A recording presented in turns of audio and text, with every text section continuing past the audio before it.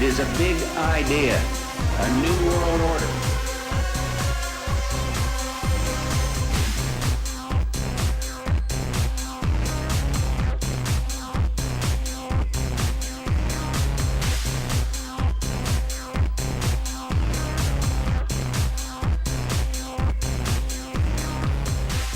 Your world is not what it seems. Alex answering. Outside the Box.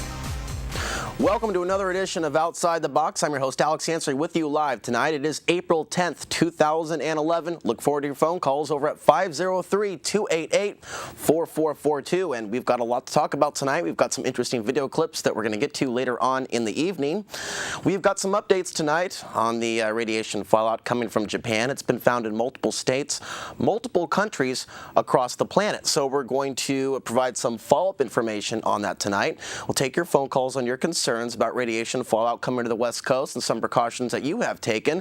We do, of course, persuade people to take a look at the things they put in their body first before putting things in their body, such as radiation tablets, potassium iodide tablets, and we'll talk a little bit about that later on tonight. Certainly a lot of things going on in Libya and elsewhere across the planet. There was another earthquake recently, which is where we're going to start in terms of Japan. This was actually last Thursday. There was a 7.1 aftershock. Originally it was 7.4. They downgraded it since. There was also some earthquakes in Arkansas, also one in Mexico. This earthquake rocked northeast Japan, knocking out power to millions of people as the country sought to rebuild and recover from last month's devastating quake. Right now it was clear that this wasn't just another aftershock as buildings swayed violently for minutes. 4 million people were immediately plunged into darkness when 2 power plants were knocked offline. Authorities told people near the coastline to evacuate and head to higher ground as a small wave hit the coast at 12:40 a.m. local time Friday. Thursday's quake, which was 25 miles deep, is the strongest aftershock since the 9.0 earthquake on March 11th, 2011 in Japan. About 25,000 people are believed to be dead following the twin disasters. In the next headline, radioactive water, though, however, has spilled at the plant after Thursday's quake. In the next headline, Japan to pump radioactive water into sea until Sunday. The announcement came a day after China expressed concern at the discharge of contaminated water from the Fukushima plant smashed by last month's earthquake, reflecting growing international unease over the month-long nuclear crisis. Japan has made evacuation mandatory for people living within a 12-mile radius of the crippled reactor and urged those living between 12 and 18 miles from the plant to stay indoors. Now that more traces of radiation, has been found all over the planet, here's what the EPA is doing.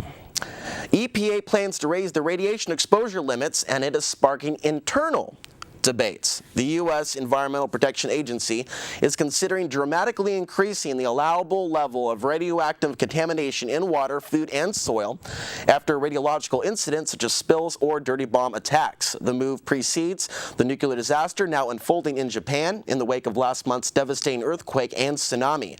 Documents released recently by the whistleblower group Public Employees for Environmental Responsibility show the plan has sparked concerns within the EPA.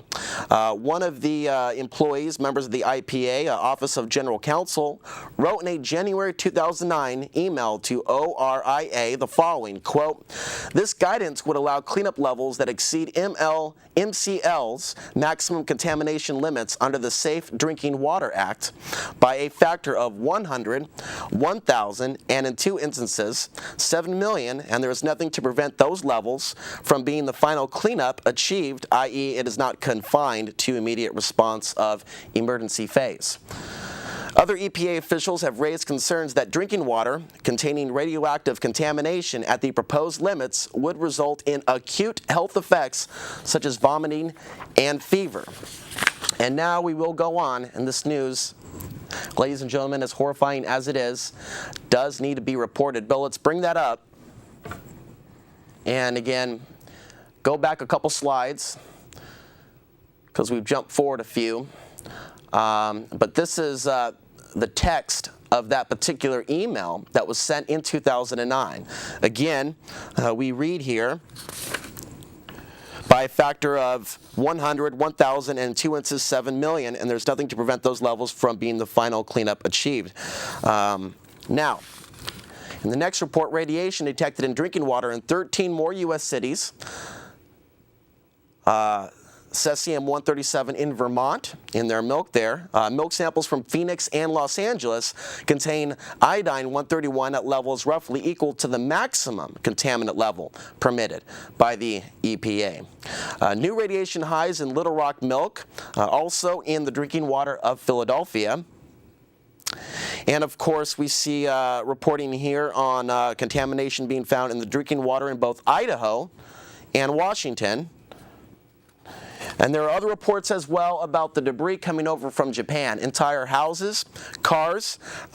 There is concern that over the course of the next 3 years, there will be body parts floating over the Pacific Ocean, that is, towards the west coast of the United States.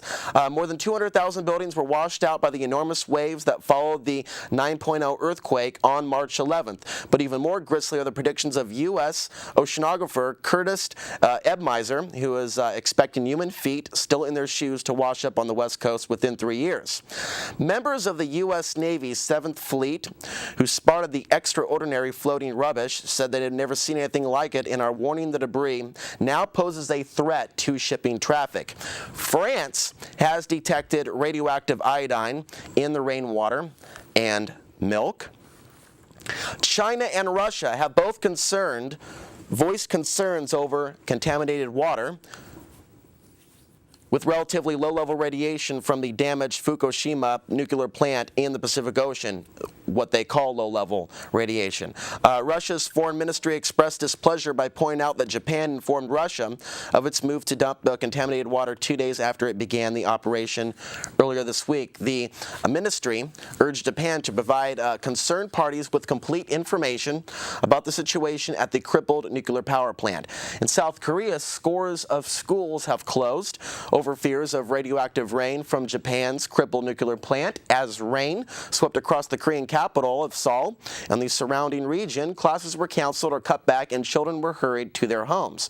Seoul is about 750 miles from the plant that has been damaged, Fukushima, and since the March 11th earthquake and tsunami, radiation has been leaking into the atmosphere and the sea. And next slide, Bill. Seems like these young children here seem to be taking the crisis fairly well. They have smiles on their face. It is not a laughing matter. It is also important, in light of all this information, to be conscious of our thoughts. When we perceive that we're under some sort of a threat, be it a war, be it an economic meltdown, be it a natural disaster or disaster caused by something, say, like HAARP. Whatever the crisis is, whatever the threat is, whatever disease may be abundant in the culture at that time, be it an actual disease or it be something that's more like a situation of a mob gone insane, and we're seeing lots of people challenged psychologically on great levels due to the challenges that we're facing on this planet. Now, there's a lot of concern about some of these things, yet there needs to be also attention given, as we see Godzilla there, towards how our thoughts affect reality, towards how our thoughts affect life. And I'm going to read a small portion from this book right here, Bill, The Holographic Universe, which is a book written by Michael Talbot. And Michael did pass on in the year 1991, but I'm going to read this following page for those of you out there that see the chemtrails and believe that even though these things are going on around us, the power of the mind is so powerful that in the eyes of the elite, it's in their favor to bombard you with so many events, so many tragedies. The mind, in its way, in a way, almost self-destructs in some way by seeing the body dying. And thoughts affect reality in very, very, very powerful ways. So on page 187, The title of this part of the chapter is The Energy Field as a Cosmic Blueprint. The idea that the physical body is just one more level of density in the human energy field and is itself a kind of hologram that has come out of the world of interference patterns of the aura may explain both the extraordinary healing powers of the mind and the enormous control it has over the body in general. Because an illness can appear in the energy field weeks and even months before it actually appears in the body, many psychics believe that disease actually originates in the energy field. This suggests that the field in some way more primary than the physical body and functions as a kind of blueprint from which the body gets its structural cues. Put another way, the energy field may be the body's own version of a implicate order. And so, with this information that we provide you with here at Outside the Box is geared towards empowering you, informing you, but not, of course, succumbing to what others have succumbed to, and that's presenting the information as if the end of the world, the whole world, has arrived for humanity. But I believe that all these events that we've been covering over the course of the last 6 years since we've been on the air do indicate that our world as we know it is truly changing in dramatic ways. Now, this article from the LA Times is entitled Potassium Iodide Can Be Dangerous If Taken Incorrectly. Taking stable iodide tablets can protect the thyroid from exposure to the radiation, to radioactive iodine-131 by filling up the gland and preventing it from taking up the radioactive iodine. But potassium iodide can be harmful to people who are allergic to the substance or who have these skin disorders, and there's a number of them mentioned here, and this is according to the CDC. People with thyroid disorders who take the substance can experience a worsening of their thyroid illness. And of course, many women in this country, it's increasing the amount of cancer rates, but also people with thyroid problems. So this is information that you might want to be aware of, because since this situation took place in Japan, we've seen a major run on tablets, potassium iodide tablets across the planet, and there's many people that in fact are gouging the prices. In this next report, online drug sellers cashing in on consumers' fear. And there's a number of distributors across the nation that have doubled, tripled, even quadrupled their prices. And in brief, some of you that have been watching this show for an extended period of time know about my story with opening the Portland Preparedness Center and why I left the Portland Preparedness Center, because I found that my partners were not exactly honest, moral, or honorable. It has been brought to my attention recently that over at the Portland Preparedness Center, they're selling several bottles of potassium iodide,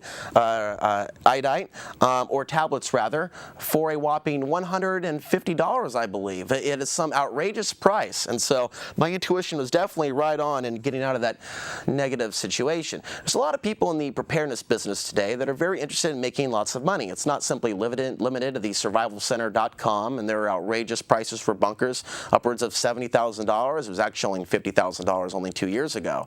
But you also see this with other distributors of products in a world where a lot of people don't know the basics of preparedness, aren't able to really comprehend the idea of getting a whole bunch of food and then putting it in buckets for long-term storage. So they go the easy way out and they go to a distributor who's going to sell a Mountain House laced with MSG and things of that nature. And so if you don't want to panic, if you want to be prepared, you should do some research into what that actually entails instead of simply going the easy way out. And the easy way out, may be preferable for someone whose time is at a premium, but still you're going to be paying a certain amount of money to pay off that middleman to get you what you want. It's really a lot simpler than you think to be prepared. We have some other information here. Unusual event declared at Hanford nuclear plant. This comes from KPTV.com. A spokesperson for the Washington nuclear power plant says a small amount of hydrogen gas trapped in a pipe ignited in a brief 6-inch flame Thursday. When workers cut into the pipe, no one was reported injured. Still, the Columbia Generating Station declared an unusual event and temporarily evacuated the immediate area. So, to the best of my knowledge, this is not a serious event, but it is an unusual event, and so we are reporting that. Of course, it is an unusual reality that we all live in, isn't it? So, it's like not really that surprising. We want to take some phone calls tonight and hear what the audience, my friends here in Portland, have to say about some of these things taking place. I'm also interested in some of the news headlines that you have heard as well over the course of the last several weeks, including this, involving this